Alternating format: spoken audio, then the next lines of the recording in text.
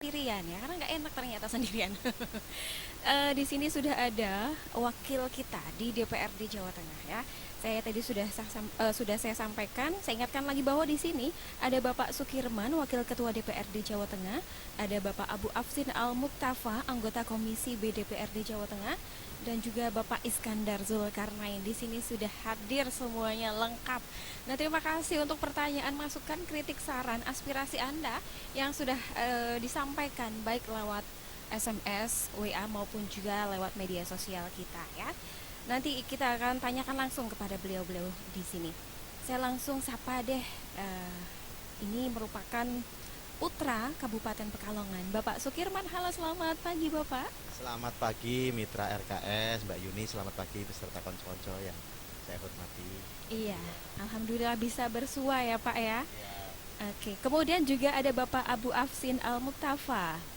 Eh, Abdul Hamid. oh, Abdul Hamid. Iya, Ketua Komisi E. Oke, selamat pagi Bapak Abdul Hamid. Selamat pagi Mbak Lini, Assalamualaikum warahmatullahi wabarakatuh. Waalaikumsalam warahmatullahi wabarakatuh. Dan juga Bapak Iskandar Zulkarnain, anggota Komisi D. Halo, selamat pagi Bapak. Selamat pagi Mbak Yuni, Oke. Assalamualaikum warahmatullahi wabarakatuh. Waalaikumsalam warahmatullahi wabarakatuh. Itu dia mitra RKS ya. 3 tamu kita dari DPRD Jawa Tengah. Wakil-wakil kita nih di sana ya. Jadi nanti kita akan tanya lebih jauh. Silakan yang punya aspirasi bisa disampaikan. Kita masih tunggu sampai nanti jam 11 siang. Nah, saya ingin memberikan informasi, mohon koreksi kalau saya salah Bapak-bapak ya. Di sini ada Bapak Sukirman yang merupakan putra asli Kabupaten Pekalongan, luar biasa ya. Salah satu putra asli Kabupaten Pekalongan menjadi wakil kita di DPRD Jawa Tengah ya. Kemudian Bapak ini merupakan kali kedua menjabat sebagai wakil ketua DPRD Jawa Tengah dari Partai PKB, politikus PKB, dan maju dari Dapil 13 yang meliputi Kabupaten Kota Pekalongan, Pemalang, dan juga Batang ya. Kemudian yang kedua ini ada Bapak Iskandar Zulkarnain. Beliau merupakan Ketua Badan Pembentukan Peraturan Daerah atau Bapemperda DPRD Jawa Tengah, pernah menjadi PLT Ketua DPC Partai Gerindra Kabupaten Pekalongan menggantikan almarhum Bapak Nunung, dan juga maju dari Dapil 13 ya, yang meliputi Kabupaten Kota Pekalongan, Pemalang, dan juga Batang. Dan juga Bapak Abdul Hamid ya. Bapak Abdul Hamid ini merupakan anggota Komisi E ya Bapak ya. Ketua Komisi E. Ketua Komisi E. Ya. Oke. Nah, itu dia sedikit informasi mitra RKS. Kita akan lanjut nanti. Anda yang penasaran ingin bertanya langsung baik lewat line telepon di 381293 atau lewat portal kita yang lain, silakan kami tunggu. Kita jeda sejenak.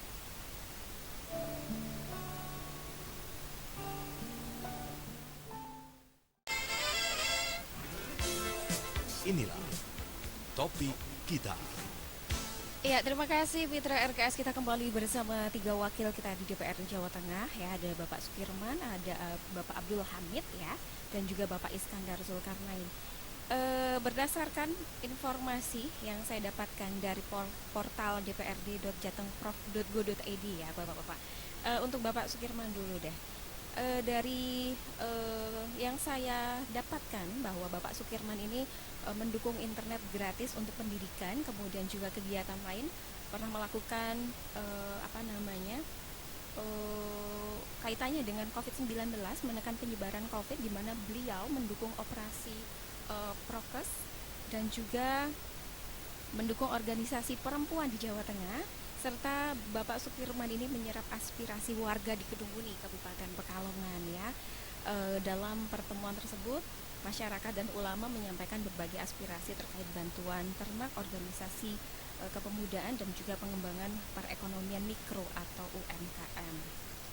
Oke, kita ke Bapak Sukirman dulu deh. Ini betul ya Pak ya? Ya, Mbak Yuni matur nuwun.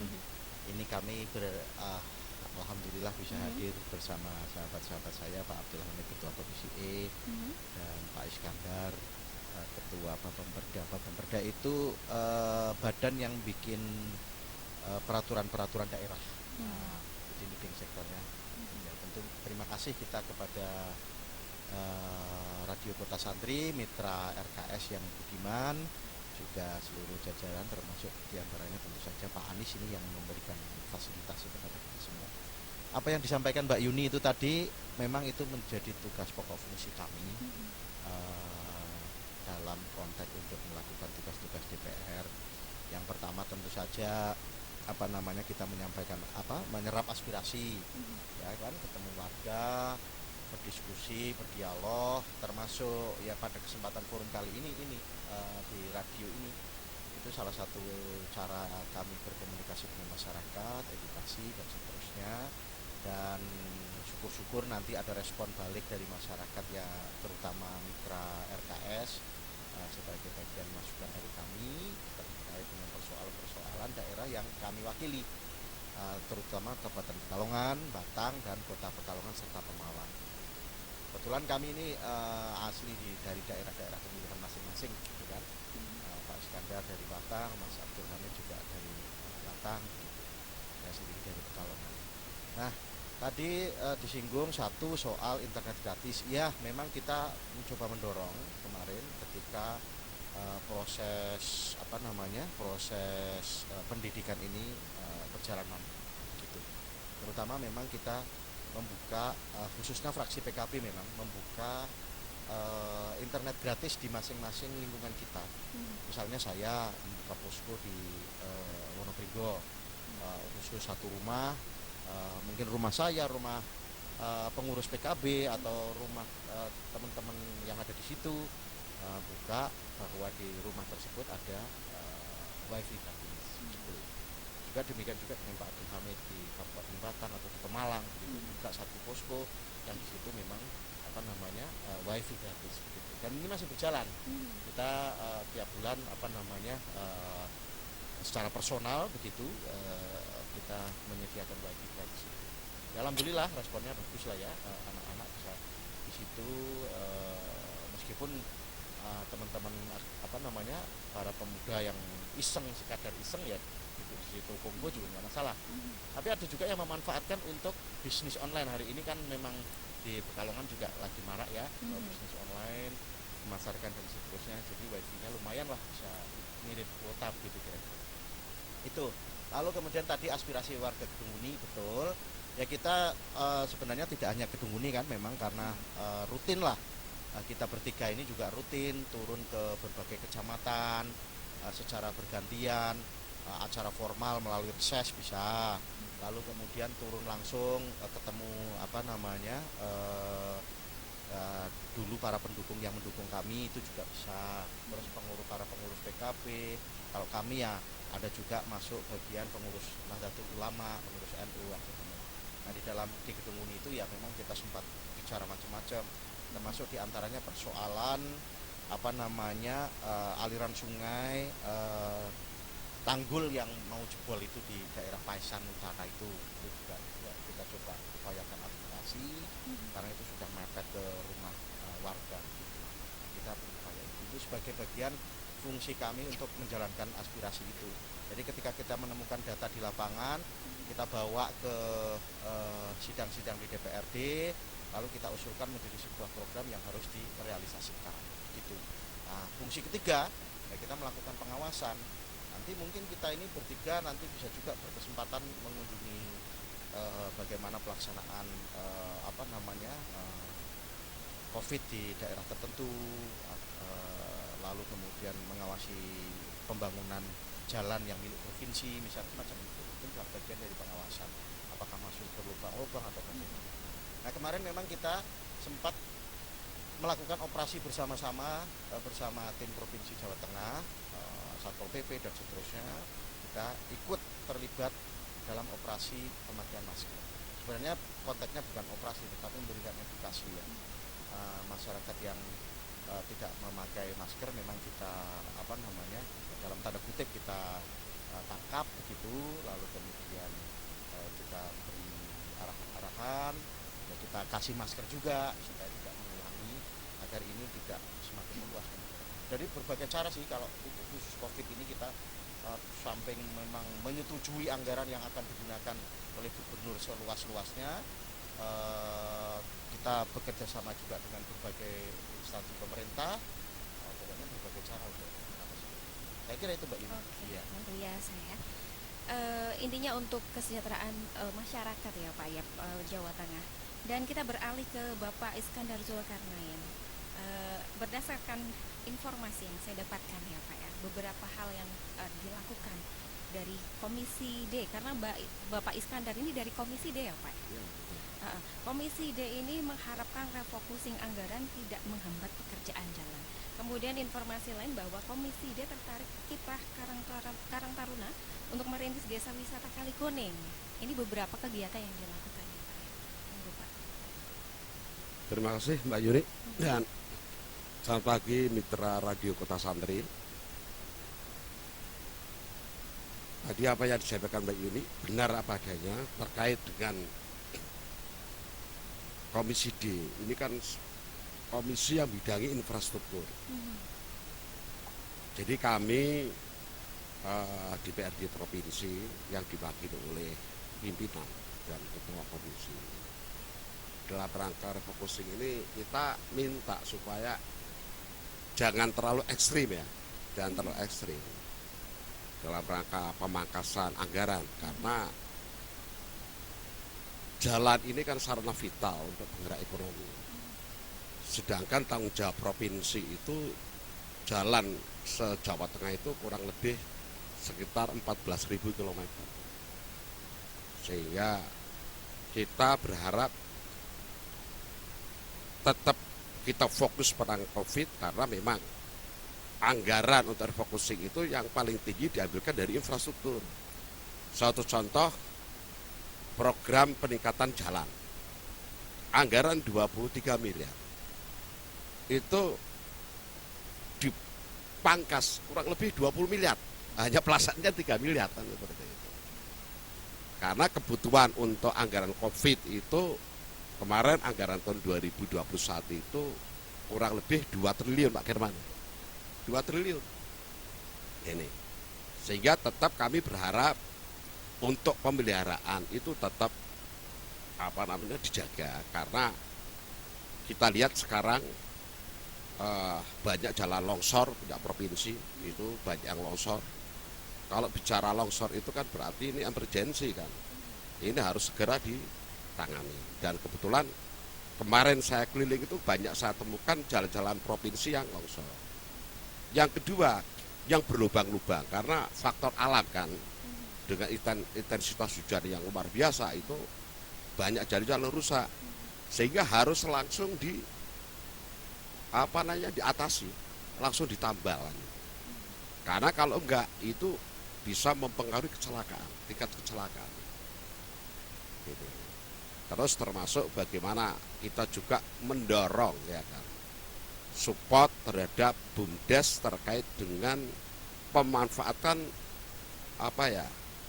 kondisi alam, tapi bisa dimanfaatkan untuk meningkatkan ekonomi desa.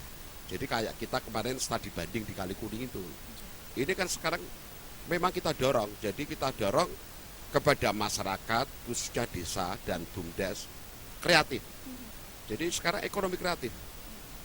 Jadi memang kita firm terhadap support untuk ekonomi kreatif yang berbasis lingkungan. Karena kebetulan juga lingkungan juga bagian daripada tugas Komisi D. Begitu Mbak Yuni dan mitra Radio Kota Santri. Iya. Dan memang RKS ini kan menjadi jembatan ya Pak. Memang banyak sekali masukan dari masyarakat pendengar kita terkait dengan infrastruktur yang mana seperti tadi disampaikan oleh Bapak juga berpengaruh terhadap angka kecelakaan lalu lintas ya Pak ya.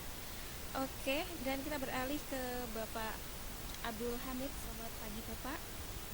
Oke, berdasarkan informasi yang saya dapatkan ini dari Komisi E, kebetulan Bapak Hamid ini adalah Ketua Komisi E Mitra RKS. Komisi E ini mendukung kesiapan pembelajaran di SMK 1 Kedawung, kemudian juga salah satunya Komisi E meminta pemeriksaan kesehatan lansia dioptimalkan. Benar seperti itu ya Pak? Itu memang ya sebagai contohan sekolah yang lain bagaimana model pembelajaran saat pandemi.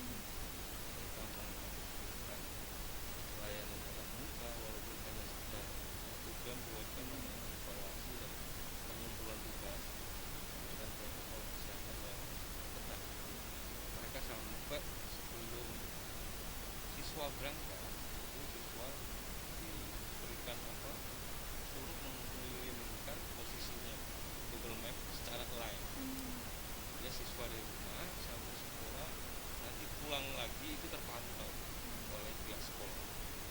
Dan ini memang harapan kami ini cara efektif bagaimana siswa-siswa yang di tingkatan sekolah menengah SMA, SMK dan SLB, karena yang itu merupakan kewenangan dari pemerintah provinsi, ini bisa efektif dijalankan.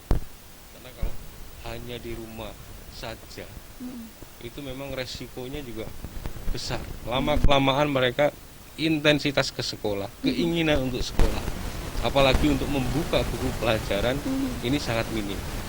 Rata-rata gini, diberikan tugas oleh guru secara kalau tidak ikut dengan LKS hanya diberikan bekal kepada guru, mereka akan bobol. Artinya panduan, pembelajaran dan lain sebagainya lama tidak bisa. Ada yang parah lagi, beberapa bulan tidak masuk sekolah itu ya agak lupa mereka sekolah. Ada yang sudah bekerja, ada yang rencananya kalau yang lewat kelas 2, kelas 1 SMA, ada rencana mau menikah saja dan lain sebagainya. Jadi ada lost learning, dan itu lebih berbahaya daripada bagaimana COVID ini. Sehingga walaupun sebenarnya alasan masuk sekolah dan tidak masuk sekolah itu beragam, maka ada jaminan kalau siswa di rumah saja itu mereka tidak kemana-mana, atau yang ke sekolah apakah tidak lebih terkontrol. Misalkan kalau sekolah itu di shift menjadi dari satu kali semua berangkat terus pulang, bisa 2 kali sampai 3 kali, atau 2 hari sekali mereka berangkat sekolah dan lain sebagainya. Ini masih menjadi satu perbincangan yang artinya sampai tahun itu kita melihat pola pembelajaran mereka yang memang diisi dengan protokol kesehatan yang ketat, dan mereka capaian pembelajarannya ya kalau nggak 100% ya mendekati 70%. Nah, PJJ itu surveinya ya hanya 30% yang efektif. Lost learning ini menjadi bahaya dan lama-lama bisa dikatakan lost generation. Iya, dan memang dampak dari virus corona atau COVID-19 ini gimana dengan tidak adanya belajar tatap muka di sekolah ya Pak ya, memang memunculkan masalah baru. Ini yang menjadi keluh kesah khususnya untuk ibu-ibu ya, karena kebanyakan mereka curhatnya kok malah saya yang ngerjain PR anaknya ketimbang anaknya sendiri yang aktif itu Pak. Ini yang belajar ibunya atau anaknya seperti itu. Nah ini juga menjadi permasalahan tentunya ya Pak ya, untuk dicarikan solusi pastinya. Nah, kita ke Bapak Sukirman, Bapak. Ya. Ini ada pertanyaan yang masuk dari pendengar, dari Kajen Pak. Oh iya, terima Ibu kasih. Dewi, oke. Ibu Dewi. Oh, Bu Dewi. Iya. Okay. Ini pertanyaannya terkait dengan jumlah Pak ya. Total anggota dewan di Provinsi Jawa Tengah ada berapa Pak? Iya. Kemudian ada berapa komisi di DPRD dan tugasnya ini apa? Oke. Monggo Pak. Ya, Ibu Dewi, terima kasih di Kajen atas responnya. Pertanyaan yang menarik karena memang kadang-kadang kita juga terlalu percaya diri memperkenalkan saya dari komisi ini ternyata memang masyarakat kan memang belum sepenuhnya bisa mengakses informasi itu. Jumlah anggota DPRD Provinsi Jawa Tengah itu 120 anggota.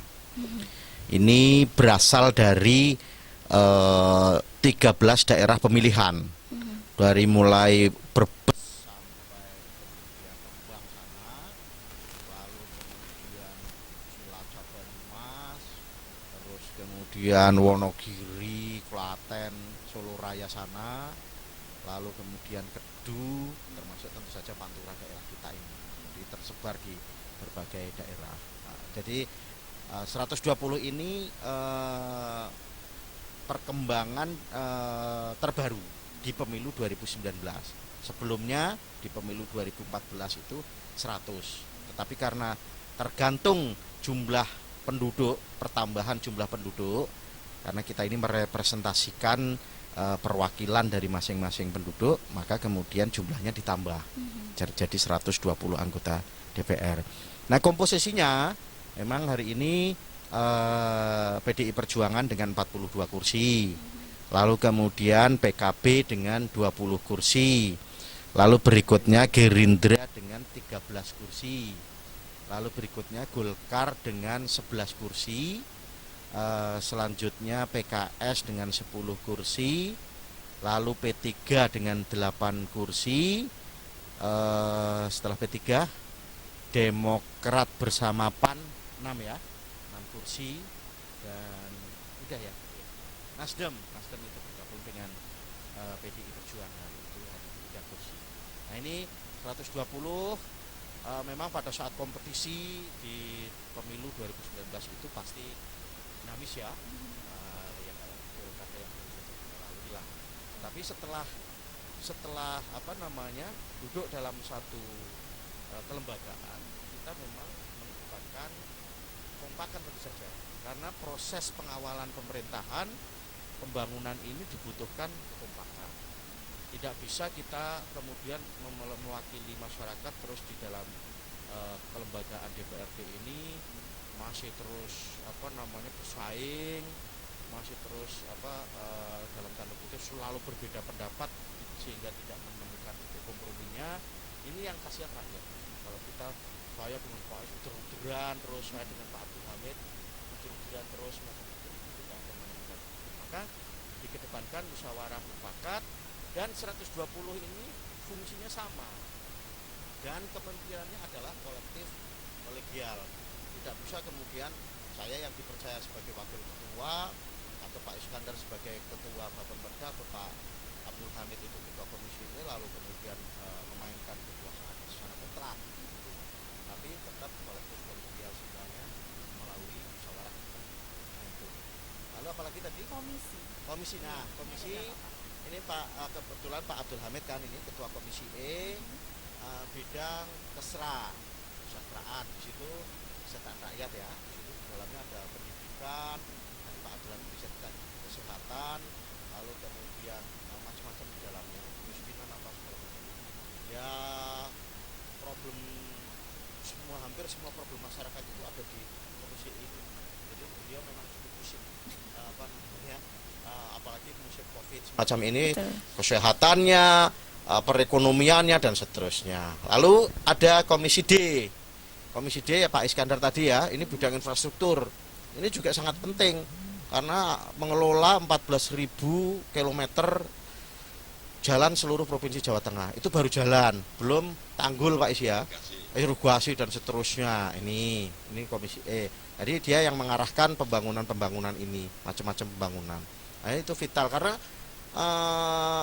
kenapa vital? Karena itu tadi jalan raya ini perekonomian, juga kemudian menyangkut mobilitas masyarakat. Lalu kalau jalannya lubang-lubang juga masyarakat ini keselamatannya jelas ya. Terus mereka ini kan bayar pajak kendaraan bermotor, mestinya ketika bayar pajak kendaraan bermotor ya jalannya halus. Maka kemudian tadi Pak Is menyampaikan komitmen kalau ada refocusing dana itu ya tidak termasuk di infrastruktur itu tadi. Jadi tetap jalannya biar tetap halus. Ya kayak ada sebuah tagline jalannya halus rezekinya mulus, nah, kira-kira itu. Sayang itu tidak terwujud di Kabupaten Pekalongan karena belum. Nah, selanjutnya komisi D, lalu komisi C. Komisi C ini bidang pendapatan daerah.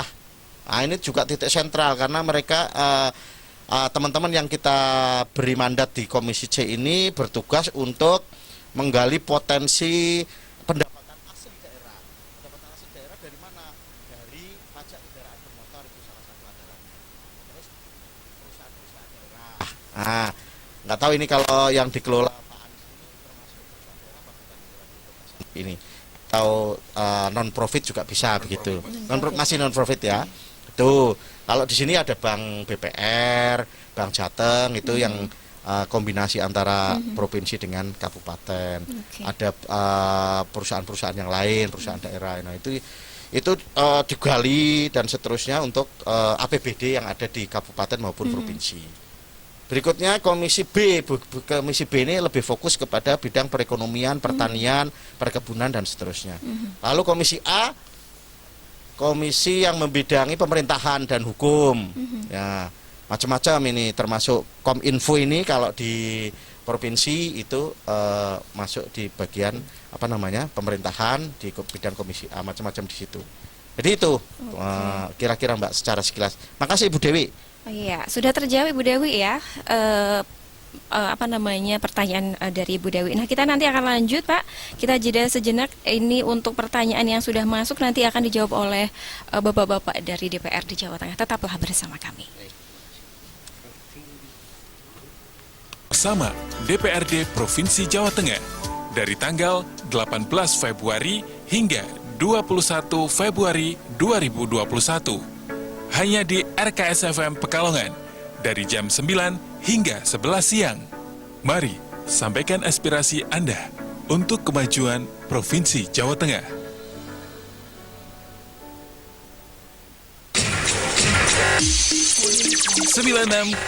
FM, Radio Kota Santri, media informasi, aspirasi, dan edukasi Anda.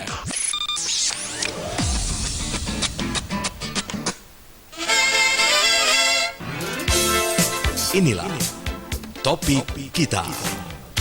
Masih bersama kami di Topik Kita Mitra RKS. Kita masih membahas terkait mengenal tupoksi DPRD. Tadi beberapa hal sudah disampaikan terkait dengan tugas pokok fungsi mereka di masing-masing komisi ya.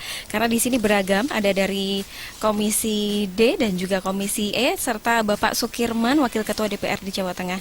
Ini banyak sekali pertanyaannya Pak, saya sampai bingung nih yang mana dulu. Oke, ini menandakan antusiasme masyarakat Kabupaten Pekalongan khususnya Pak untuk mengerti nih apa sih yang dikerjakan oleh wakil kita di sana gitu kan ya. Terima kasih sebelumnya untuk Bapak Hasim yang di Podosari Pak. Ke sesi ya berarti pertanyaannya terkait COVID-19 Bapak-bapak. Oke, ini berarti ranahnya Pak Abdul Hamid ya. Nah pertanyaannya, oke, efek COVID-19, ekonomi memburuk Bapak, pengangguran banyak, susah mencari pekerjaan. Tanggapan dari Bapak sendiri seperti apa? Ya ini pertanyaan yang kalau masa pandemi siapa sih yang nggak terdampak dari COVID-19 ini? Baik secara ekonomi hampir rata-rata. Dalam bidang-bidang di mitra kami, misalkan ketenaga kerjaan, itu banyak yang dirumahkan, apalagi PHK, beberapa pasti ada. Terus pendidikan, di pendidikan anak-anak ini nggak bisa ke sekolah. Terus lagi kebencanaan juga ini menata bagaimana infrastruktur untuk pendukung dari penanggulangan COVID-19 ini juga ada. Ya ekonomi sebagai konsekuensi bagaimana ketika kita melakukan pengendalian. Presiden sering bilang kalau seumpama kesehatan ini yang diprioritaskan, pasti ekonomi akan habis, anjlok. Tapi karena bagaimana antara kesehatan dan ekonomi ini ibaratnya ya ada gas, ada rem. Artinya biar imbang ini bisa berjalan, jalannya harus pelan-pelan. Tidak bisa direm set terus berhenti, pasti akan kacau. Makanya karena berjalan pelan-pelan, negara menyiapkan perangkat-perangkat yang namanya jaringan pengaman sosial, jaringan pengaman ekonomi, berkaitan modal-modal untuk UKM-UKM melalui kartu prakerja, baik subsidi-subsidi tentang BLT, bantuan langsung tunai yang mereka terdampak secara langsung. Artinya tingkat kemiskinan ini meningkat secara drastis dari orang yang miskin lama maupun miskin baru. Sehingga memang ini kita sadari bagaimana kerja pemerintah juga ekstra. Sehingga kadang melupakan perbaikan jalan, terus melupakan bagaimana pembangunan secara infrastruktur dialihkan ke situ yang memang mendesak. Artinya ini kan pengalaman pertama dan semua negara mengalami ini sebagai pengalaman pertama. Dan besok harapannya yang tahun ini bisa imbang lagi. Infrastruktur itu juga penting, apalagi dalam tahapan di masa-masa musim penghujan ini. Karena musim penghujan bagaimanapun kalau infrastrukturnya nggak kuat, apalagi yang basicnya itu potensi rawan bencana juga berbahaya dan butuh diantisipasi sejak dini. Sehingga ya memang itulah kondisi kita bersama-sama. Tidak hanya siapa saja, kita di DPRD aja pasti terdampak. karena sejumlah kemarin yang anggaran dana DPRD juga ikut dipotong. Sejumlah perjalanan luar negeri ini Pak Kirman yang memotong sendiri pada waktu mengumumkan 18 miliar sekian itu untuk penanggulangan COVID. Jadi semuanya memang harus tahu lah, apalagi kita sudah terbiasa mulai Februari sampai ini Februari lagi, pas tahun ini kita mengalaminya secara bersama-sama. Oke, anniversary ini ya Pak. Tapi kita berharapnya 1 tahun, tapi berharapnya sudahlah selesai ya. Jangan ada anniversary yang selanjutnya gitu ya. Yang pengen gabung lewat telepon silakan. Halo, selamat pagi. Halo. Halo, assalamualaikum. Waalaikumsalam. Selamat pagi. Selamat pagi Bapak, dari siapa di mana nih? Ini dari Udin di Tirto, Mbak Yuni. Pak Udin di Tirto. Oke, silakan Pak Udin. Ingin bertanya soal apa nih? Iya, sebelumnya selamat pagi untuk Pak Sukirman, Selamat pagi. Pak Iskandar, sama Pak Pagi. Hamid. Mudah-mudahan sehat-sehat aja Amin. semuanya. Pak Udin juga ya. Pak, yang kita pengen tanyakan kan kondisi pandemi kan sekarang ini sudah tahun. Terus di daerah kita, wilayah Kecamatan Tirto ini kan banyak ya desa yang terdampak banjir juga. Sementara pengungsi juga berjubel di situ. Ada nggak Pak upaya dari DPR, baik ini Komisi E yang membidangi Kesra dan yang lainnya untuk memberikan perhatian lebih ke sana, Pak? Itu saja. Terima kasih. Oke. Wassalamualaikum. Waalaikumsalam warahmatullahi wabarakatuh. Terima kasih Pak Udin di Tirto. Ini termasuk salah satu wilayah yang terdampak banjir juga Pak di Kabupaten Pekalongan. Monggo Pak Abdul Hamid. Silakan. Baik, upaya penanggulangan di bencana memang kita serius tahap ini. Ketika sebelum musim penghujan itu ada namanya rapat koordinasi di BPBD khususnya dan beserta OPD bagaimana potensi-potensi penggalian dana karena bencana ini tidak teranggarkan. APBD tidak menganggarkan misalkan nomenklatur bencana sekian miliar atau sekian triliun, tidak. Itu merupakan dana tak terduga DDT dari provinsi, sehingga proses pelaksanaannya yang kita anggarkan itu hanya antisipasi bencana dan juga mitigasi bencana. Kalau seumpama ini terjadi, pihak dari kabupaten, provinsi itu memang secara bersama-sama bagaimana menanggulangi. Karena tidak hanya provinsi maupun kabupaten yang terdampak, bahkan biasanya kabupaten terdekat pun bisa ikut sebagai minimal sebagai relawan atau membantu dari sisi logistik ada.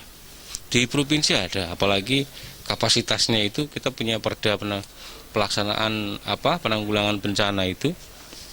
Kalau misalkan yang terdampak itu lebih dari 5 rumah, itu provinsi juga bisa sudah bisa untuk bisa membantu ke lapangan.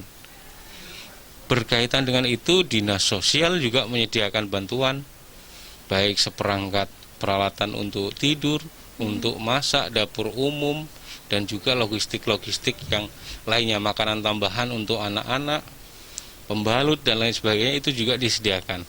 Artinya partisipasi ini memungkinkan, dan itu pasti sudah dikoordinasikan oleh kabupaten kota.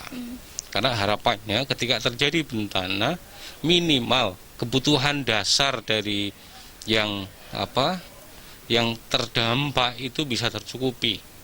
Misalkan di pengungsian berarti ya alas tidur, terus makanan tambahan, makanan pokok, dapur umum dan lain sebagainya. Pasti ada. Artinya kita tidak tinggal diam ketika satu bencana di wilayah itu, apalagi sudah kriteria yang dapat dibantu oleh pemerintah provinsi. Yang hari ini masih itu ya Tirto itu, terus Wonokerto di daerah sini. Kalau di kabupaten lain, kalau kemarin ada Batang, di utara maupun selatan itu juga banjir. Kabupaten lain ada Demak, Kudus, Jepara, dan provinsi juga turun tangan secara langsung di sana. Kemarin kita sempat, saya dapat dengan Pak Kirman juga jalan ke Kota Pekalongan memberikan itu sampai. Karena di situ di posko-posko siapapun organisasi pada waktu itu di PCNU kota juga memberikan itu untuk disebarkan di wilayah Kota Pekalongan juga, begitu Mbak. Oke, seperti yang disampaikan Pak Kirman tadi ya, bahwa komisi Pak Abdul Hamid ini komisi yang pusing ya. Dan memang masyarakat juga tengah pusing karena di tengah pandemi COVID-19 seperti saat ini ya Pak ya, ada bencana banjir lagi. Pastinya mereka sangat harus kuat untuk menghadapi semua ini, dan alhamdulillahnya peran dari wakil kita di DPRD Jawa Tengah ini terlihat nyata, terjun langsung ke lapangan seperti itu ya Pak Abdul Hamid ya. Terima kasih Pak Udin yang ada di Tirto, semoga bisa menjawab pertanyaan Anda. Silakan yang ingin bertanya lagi, kami masih buka lewat SMS di 085292721811 dan 381293. Monggo Pak. Oke. Monggo Pak. Pak Iskandar. Terkait tadi apa yang disampaikan Pak Udin ya. Jadi pemerintah provinsi untuk tahun anggaran 2021 ini sudah menganggarkan untuk normalisasi 3 sungai yang ada di Kabupaten Pekalongan, termasuk kota. Alhamdulillah ya. Ini termasuk normalisasi di Sungai Meduri, Sengkarang, terus di Kali Sepait. Ini tahun 2021 sudah tinggal pelaksanaan karena sudah dianggarkan. Ini merupakan sebagai bentuk tanggung jawab pemerintah provinsi terkait dampak banjir yang selalu klasik dari tahun ke tahun. Ini dari tahun ke tahun, ya, sehingga, dan saya pun kemarin dapat informasi juga yang terkait dengan kewenangan dari pemerintah kabupaten, juga terkait dengan sungai yang ada di Monokerto, itu kewenangan kabupaten, juga anggaran tahun 2021 itu juga dilanjuti juga, ya masuk ke tanggul, apa namanya istilahnya kalau sini itu namanya tanggul yang menyilang itu, melintang. Tanggul melintang. Ya. Itu. Jadi karena anggaran terbatas kabupaten sehingga memang tahun 2020 itu belum bisa 100%. Sehingga airnya kalau hujan seperti ini lari, muter aja. Muter, sehingga apa yang terjadi kayak di sekitar Wonokerto, Kulon, terus si api-api, itu kan airnya kan luar biasa ini. Sampai sekarang akhirnya dampaknya masih. Gitu. Jadi tadi saya nambahkan sudah ada anggaran yang akan dilaksanakan di 2021 untuk normalisasi 3 sungai yang ada di Kabupaten Pekalongan. Alhamdulillah, kabar baik pastinya untuk masyarakat ya Pak ya. Iya, bisa kita berdoa lah, semoga semuanya dilancarkan ya Pak ya. Nah, kita beralih ke pertanyaan selanjutnya. Ini dari Bojong Pak, terkait dengan korupsi nih.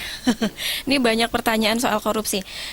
Dari Bapak Surya, terkait apa komitmen anggota DPRD terhadap pemberantasan korupsi. Ini berarti masuk ke komisi pemerintahan ya Pak ya. Komisi A, tapi karena tidak hadir mungkin bisa diwakilkan Pak Sukirman ya. Monggo Pak. Kita dapat menghargai. Iya, betul. Monggo Pak. Baik, Pak Surya tadi ya. Iya. Pak Surya, siapapun aktivis politik di negeri ini berkomitmen untuk melakukan upaya pencegahan korupsi, melakukan upaya memberantas korupsi, itu menjadi komitmen bersama. Saya yakin itu apalagi pelaku aktivis politik seperti kita ini memang harus punya komitmen kuat ke sana. Nah, salah satu wujud nyata dari DPRD Provinsi Jawa Tengah dalam bidang pencegahan korupsi ini adalah kita selalu mendapatkan dua tahun berturut-turut ini penghargaan dari Komisi Pemberantasan Korupsi Republik Indonesia (KPK RI) sebagai lembaga yang pertama kali selalu tertib dalam pengisian atau pelaporan LHKPN. Ya, LHKPN itu laporan harta kekayaan penyelenggara negara, begitu. Jadi kami setiap tahun semua 120 anggota DPRD itu mengisi LHKPN. Nah, itu kita di DPRD Provinsi Jawa Tengah sudah 2 kali menerima penghargaan award sebagai DPRD yang paling tertib dalam konteks untuk LHKPN. Itu salah satu pencegahan. Pencegahan yang kedua adalah dalam perencanaan penganggaran. Karena fungsi DPRD itu adalah untuk melakukan fungsi DPRD yang paling utama itu adalah bersama-sama eksekutif mengalokasikan anggaran untuk pembangunan, untuk kesejahteraan, pendidikan dan seterusnya tadi, mengatur anggaran itu fungsi budgeting itu tadi, maka kemudian ini diperlukan rencana yang baik, diperlukan komitmen perencanaan yang baik. Maka perencanaan anggaran pembangunan ini pun mulai dari hulu sampai ke hilir itu direncanakan dengan baik. Kami hari ini datang ke Pekalongan, nanti ketemu masyarakat mengusulkan seperti yang disampaikan Pak Is, ada pembangunan normalisasi sungai, lalu kemudian butuh pengerukan pembangunan tanggul, lalu Mas Abdul Hamid menemukan aspirasi nanti masyarakat UMKM dan seterusnya harus ada bantuan modal dan seterusnya. Ini kita rencanakan, kita bawa. Jadi terencana, terprogram, lalu kemudian dianggarkan, lalu kemudian pelaksanaannya diawasi setelah itu. Nah, ini adalah salah satu komitmen untuk mencegah korupsi begitu. Jangan digeneralisasi Pak Surya, kalau kemudian ada kasus korupsi, kemudian satu orang yang kena kasus korupsi itu kemudian digeneralisasi bahwa lembaga DPRD ini carangnya korupsi dan segala macam itu. Enggak, itu pasti ada kekeliruan manajemen. Tidak ada orang yang mempunyai naluri memang ingin kemudian melakukan korupsi semacam itu tidak. Itu pasti ada kekeliruan administratif, lalu kemudian faktor politik juga besar di sana di dalamnya. Jadi pasti komitmennya kuat. Itu aja Mbak Yuni. Pak Surya, makasih. Oke, intinya jangan stereotip ya Pak. Jangan karena satu orang membuat kesalahan semuanya jadi salah semua ya Pak ya. Seperti itu. Kita beralih kembali. Ini ada aspirasi, masukan Pak dari Forum Serasi Madani. Selamat pagi Bapak-bapak yang saya hormati. Jalan rusak di daerah lain. Oke, ada DPRD yang ngawasi Mbak kerja DPU, nggak tahu dari komisi mana gitu ya. Cek aspal dan jalan rusak. Buat aplikasi di Android Pak, biar tahu kerja DPRD. Misal nama aplikasinya, ini usul ya Pak, lapor DPRD. Jadi misal sidak jalan rusak di foto, tindak lanjut apa dari DPU, kemudian di aplikasi, tolong kasih kolom komentar untuk masyarakat dalam caption sidak ketik DPRD sudah sidak jalan rusak dan direspon DPU Kabupaten Pekalongan. Nah, silakan masyarakat awasi deadline perbaikannya. Kalau belum jadi jalannya, laporkan kembali ke kami di kolom komentar. Aplikasi ini wajib ada di HP Bupati dan jajarannya, Kadin OPD hingga ke pelaksana program, seperti itu. Nah, ini juga ada kaitannya juga dengan salah satu SMS yang sudah masuk selain dari Forum Serasi Madani. Ini juga terima kasih untuk Ibu Susi. Hampir sama ini Pak masukannya. Dan juga pertanyaan, adakah tiap anggota DPRD memiliki rumah atau media aspirasi yang mudah diakses masyarakat? Seperti itu. Monggo Pak. Pak Is ya. Monggo Pak. Infrastruktur Komisi D ya. Terima kasih dari Forum Serasi Madani dan dari Bu Susi ya. Iya, hampir mirip ya Pak ya. Hampir mirip. Jadi ketika kami terpilih awal ya menjadi anggota DPR Provinsi tahun 2009 bersama Pak Kirman. Kalau Pak Hamid itu 2 periode dari tahun 2014-2019. Jadi ketika kita melihat jalan-jalan provinsi, ini nggak ada identitas, nggak ada identitas. Kalau ini jalan provinsi sehingga masyarakat itu nggak bisa membedakan mana jalan nasional, mana jalan provinsi dan mana jalan kabupaten kota. Betul, Pak. Sehingga pada waktu itu kita kasih masukan supaya jangankan masyarakat, kita sendiri anggota di provinsi nggak tahu ya kan. Iki jadi jalan provinsi apa kabupaten. Akhirnya kita sampaikan kepada Dinas Bina Marga, itu akhirnya sekarang sudah ada identitasnya kan. Jadi kalau misalnya dari mulai masuk misalnya Karanganyar sampai Kajen itu kan jalan provinsi, Kajen sampai Bojong itu sampai Paninggaran itu jalan provinsi, Paninggaran sampai Kalibening itu jalan provinsi.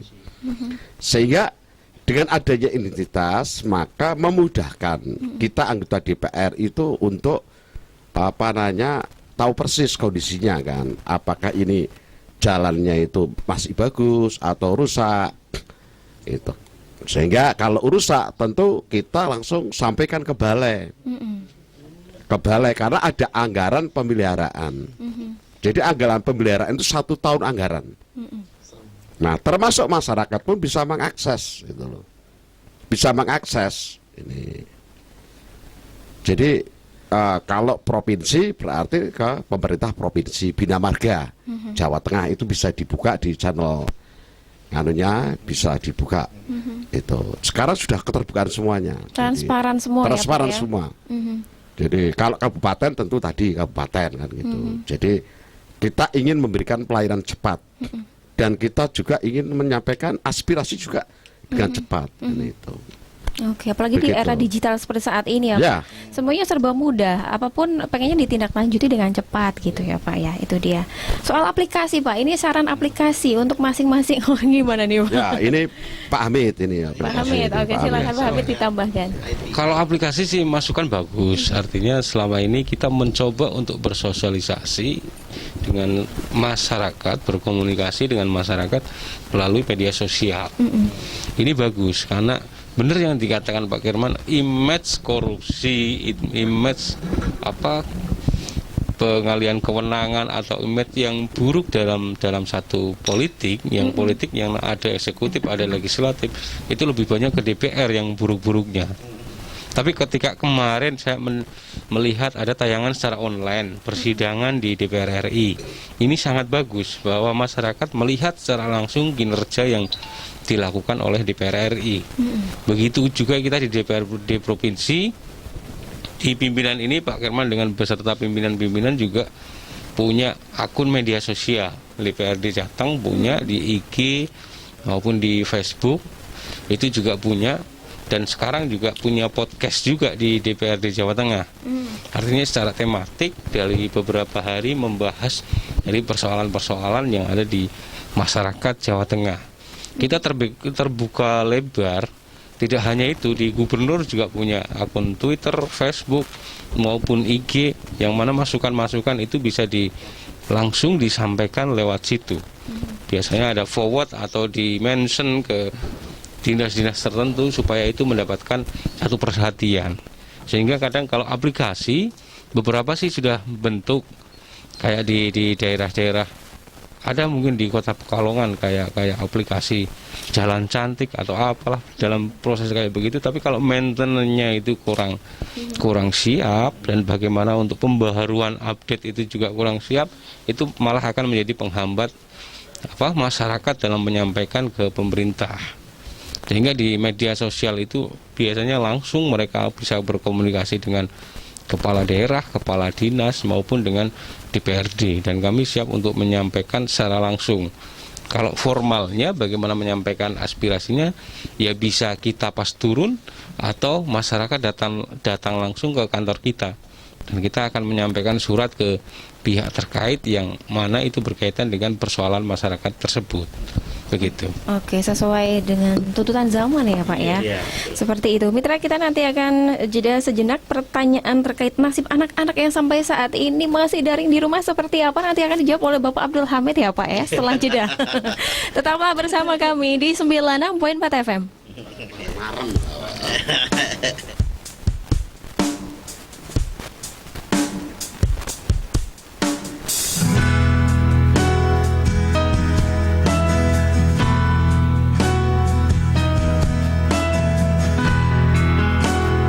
Tanggal 18 Februari hingga 21 Februari 2021. Hanya di RKS FM Pekalongan dari jam 9 hingga 11 siang. Mari sampaikan aspirasi Anda untuk kemajuan Provinsi Jawa Tengah. Kita generasi yang penuh harapan dan selalu mencari. Hai, saya Once. Stay tune terus di RKS FM Pekalongan. Yeah! Yang sebenarnya dunianya kita.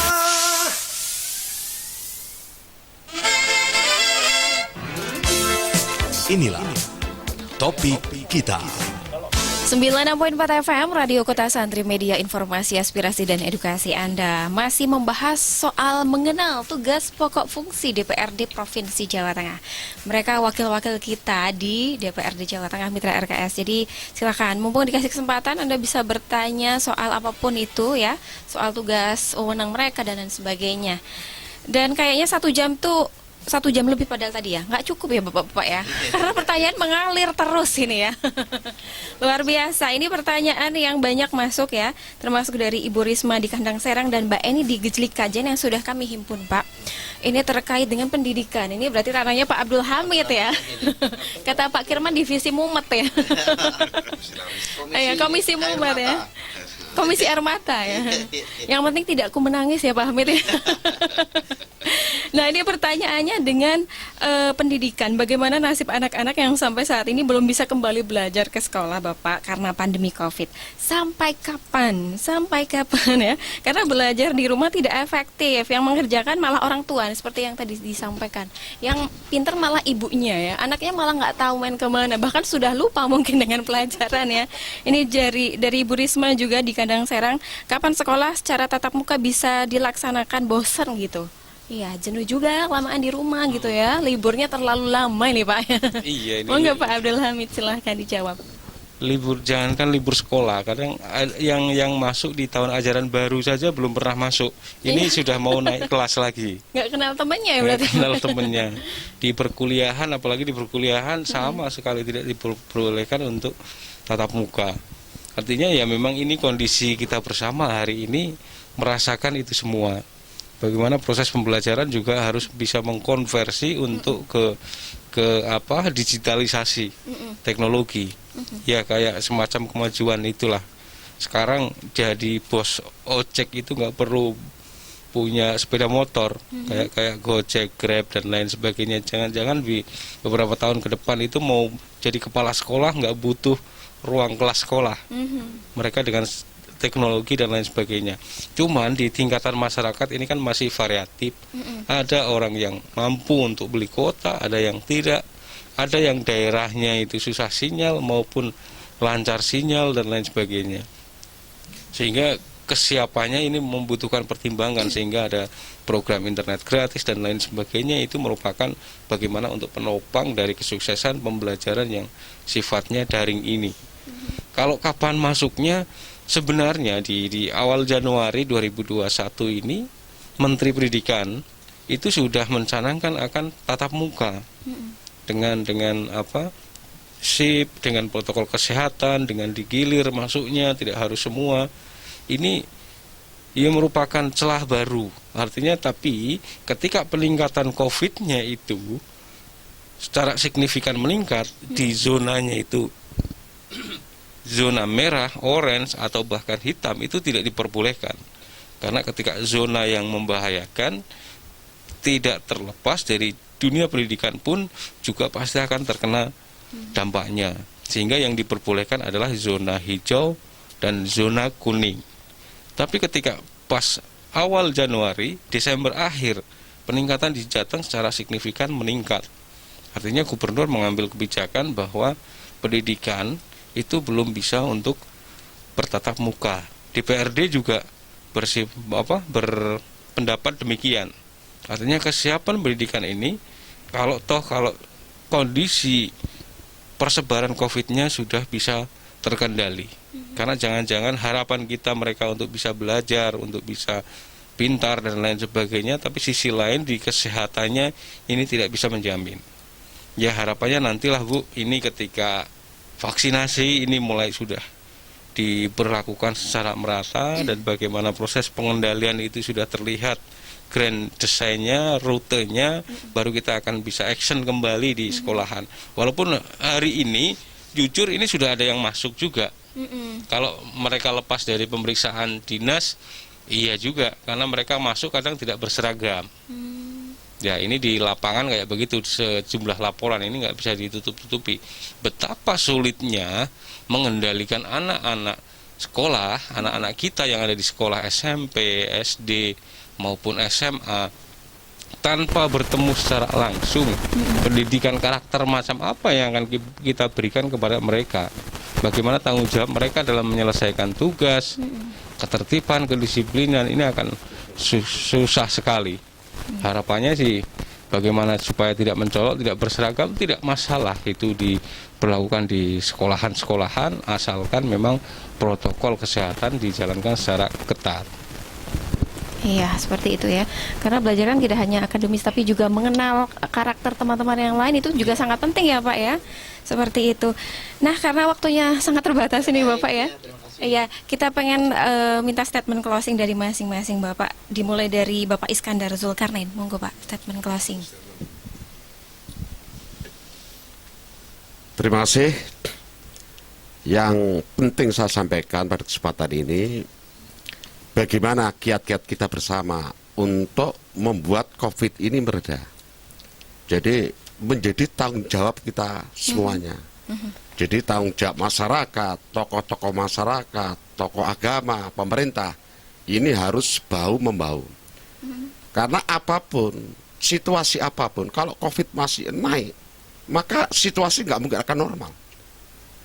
Jadi, sehingga ini menjadi tanggung jawab kita bersama, kesadaran kita bersama, bagaimana kita menghentikan laju perkembangan COVID yang kita harapkan trennya semakin lama semakin menurun, syukur-syukur bisa 0 point.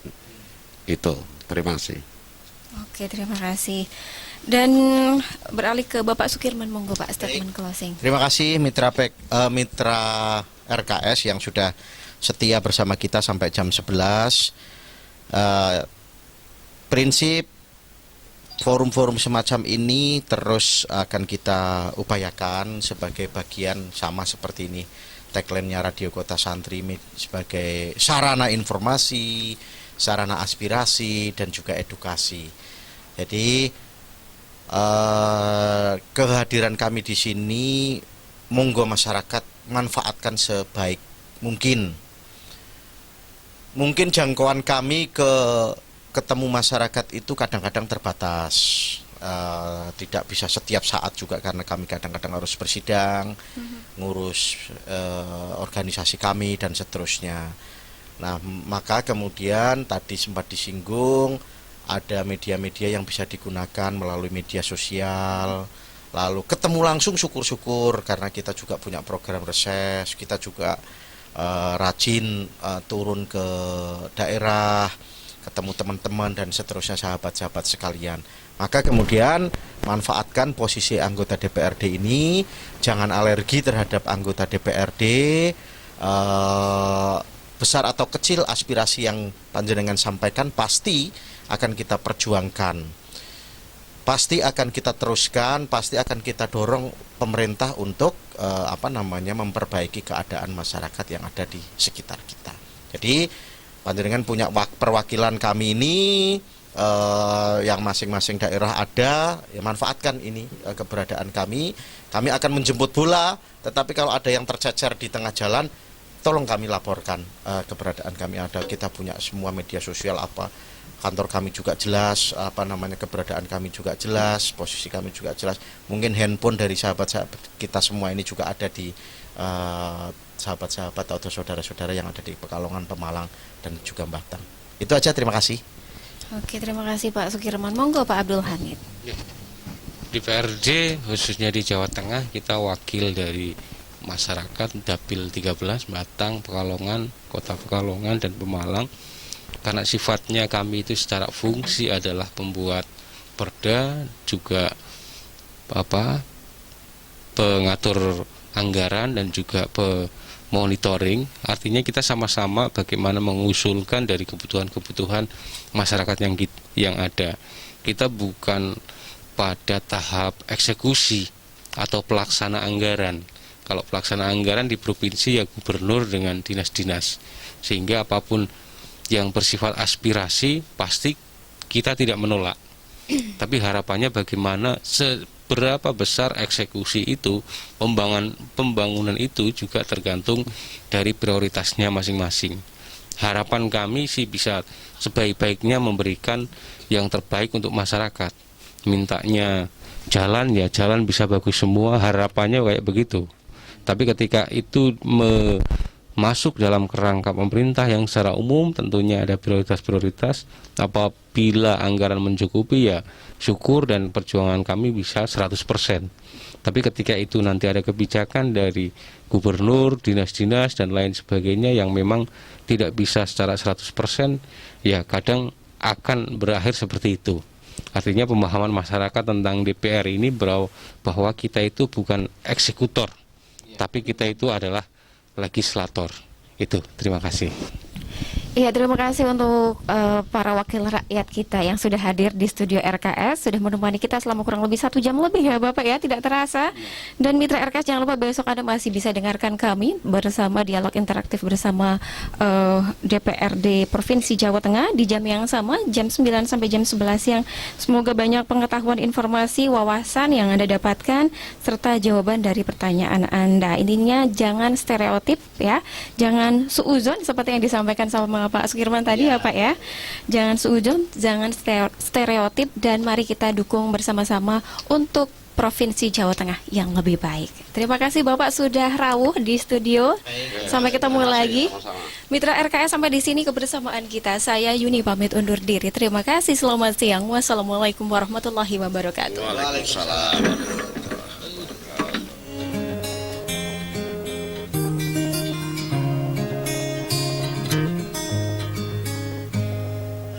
Waktu